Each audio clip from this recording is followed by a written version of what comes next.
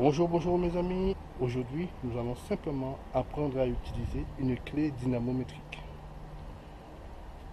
Je parie, il y en a certains qui ont vu le titre de ma vidéo. Ils se sont dit, mais non, je connais ça déjà, je sais utiliser une clé dynamométrique. Parce que pour eux, ils ont appris uniquement à serrer les roues avec les clés dynamométriques. Mais ça ne sert pas qu'à ça.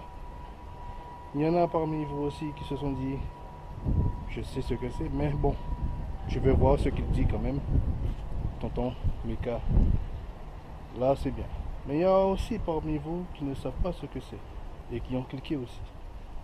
Là c'est bien. On va apprendre à s'en servir. Vraiment découvrir ce que c'est. Bon, on va commencer par le plus facile. Le plus facile que tout le monde connaît. Il y en a qui disent oui, c'est du 90 pour les roues. Et c'est tout. Mais à partir du moment que c'est une jante en alu, ce n'est plus 90. Déjà, c'est du 120. Et concernant les jantes, les roues, j'utilise celui-ci. Celui-ci, c'est uniquement pour les roues. Bon, on va pas s'attarder là-dessus, parce que à peu près tout le monde le sait. Alors, je tourne la molette jusqu'à 90 Newton-mètre. Voilà. Et attention, je tourne, je tiens bien au niveau de la manche. Pas ici. Mais là, toujours, je positionne ma main et je tourne. À partir du moment où ça déclenche, ok, c'est bon. Alors, il y en a qui font comme ça. Ils font... Ça sert à rien de faire deux fois parce que ça modifie pas le tirage. Il y en a un gars, je connais, il fait comme ça. Non, ça sert à rien. On positionne sa main. Terminé. Voilà. Là, on va entrer dans le vif du sujet maintenant. Ne zappez pas trop vite. Ça, tout le monde le sait. Mais une clé dynamométrique ne sert pas qu'à ça. Je dérègle. Et je le mets dans sa boîte de rangement. Voilà. Mais ça ne sert pas qu'à ça. La preuve, regardez, ici, sur un moteur quelconque, hein. C'est du PSA, c'est un moteur, vous allez voir. Je remplace des bougies préchauffage. Ouais, mais il faut un couple de serrage aussi. Alors, où est-ce que je prends ça? Alors, moi je fais. Je vais sur la base de données. Je dis que c'est du Peugeot 307. L'année, c'est pas grave. Et c'est du 2 litres HD. Alors, 110 chevaux, 136 chevaux, c'est du 90 chevaux. Et je valide. Je vais dans les données techniques.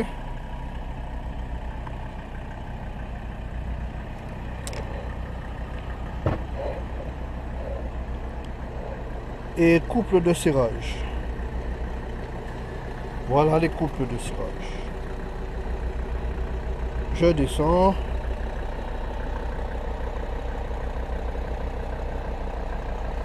Là, je tombe sur bougie de préchauffage et je sais que c'est 10 Nm.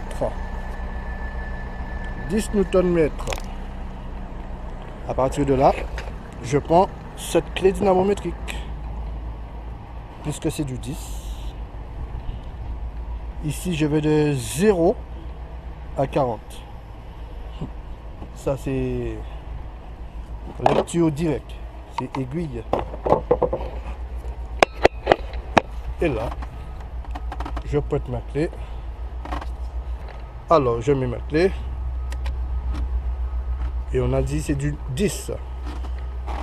Et là, je peux placer le pré-réglage sur 10. Et je tourne. Vous allez voir, ça monte. Ça monte. Ça monte. Ça monte. Ça monte encore. Ça monte. Ça monte. Voilà. 10. Voilà. Je sais que je suis au couple de cirage. C'est important. Mais c'est pas tout. Alors, c'est pas tout. Ici, je vais serrer les éjecteurs. Ben, c'est du 30 newton, hein, mètre. Dans ce cas, je prends celui-ci. Celui-ci va de 10 à 50. Je règle à 30.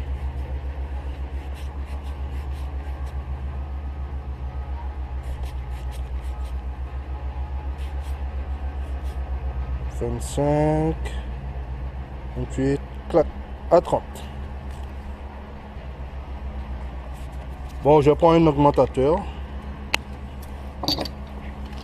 Je prends une petite rallonge de 25 et du 13. Et là, on y va. Donc, ici, sur l'éjecteur, on a dit c'est du 30. Je tourne jusqu'au déclenchement. Voilà. 30. C'est partout dans le véhicule. Hein. Ça prend un serrage avec clé dynamométrique. Je mets dans sa boîte, je dérègle.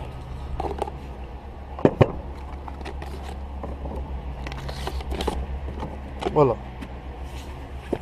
Ici, celui-ci va de 10 à 50. Alors, souvent, les gars ne savent pas, ne connaissent pas le couple de cirage pour le moyeu, pour le porte-moyeu. Ce boulon-là. C'est très important. C'est vraiment important. Alors, je vais sur la base de données. Je vais sur la base de données. Moyeu avant, eh ben c'est 325. À l'arrière, c'est 300. Avec celui-ci,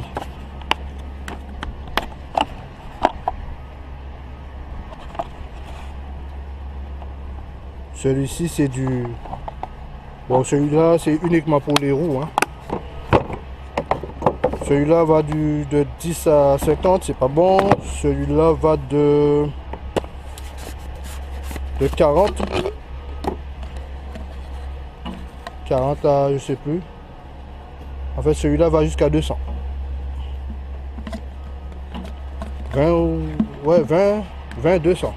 C'est pas assez fort. Dans ce cas, je suis obligé d'employer les grands moyens. Je bascule sur celui-là. Dans ce cas, celui-là, c'est du 70-350. Alors, je règle.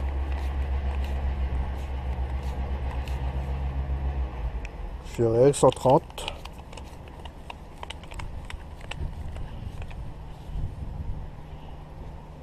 « 240,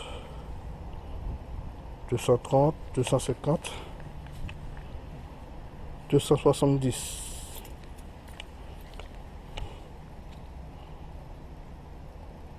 290, 310, 320, alors 325. Sinon, 300. 300, on avait dit, pour l'arrière.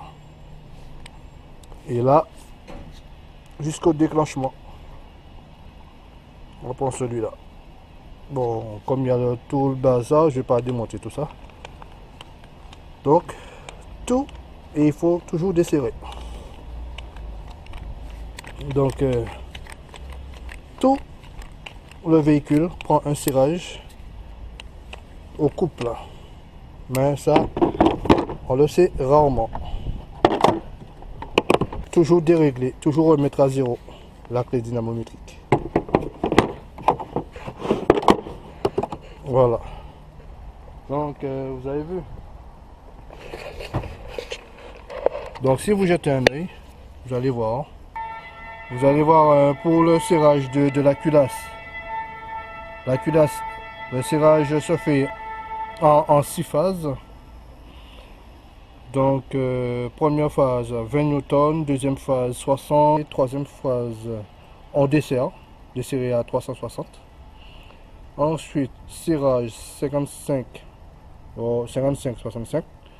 Serrage encore 10 degrés, non 110 degrés, encore 110 degrés, 2 fois 110 degrés. Donc, voilà. Donc, partout sur le véhicule, tout ce... Il faut, en fait, on ne peut pas avoir une clé dynamométrique et dire ok c'est bon. Il faut aussi la base. Il faut aussi quelque chose qui donne le couple de serrage. Donc même le vis de carter, le boulon du carter d'huile, c'est 16 degrés. Et souvent les gars, ils vont foirer ça quoi. Voilà. Couvre-culasse. Là, les gens foirent ces boulons-là souvent. Le couvre-culasse. Parce que, tout simplement, ça prend pas de serrage du tout. C'est du 10 newtons uniquement. Et si on fait à la main, comme ça, là, on peut jamais trouver 10 newtons mètres manuellement comme ça. Parce que c'est vraiment super très faible. Donc, tout, il y a un couple de serrage à respecter. Bon, on va pas faire ça sur tout ce qu'on sert, tous les trucs, mais il y a des endroits c'est important. Comme les bougies de préchauffage, tout ça c'est important, sinon ça casse. Hein. Et là, les 90 degrés là, enfin les 90 newtons qu'on vient de mettre là pour les roues, eh bien, ils sont là. Mais si ce sont des jantes en alu, eh bien, c'est 120. Voilà. Bon mes amis, je vous dis à bientôt et au prochain numéro.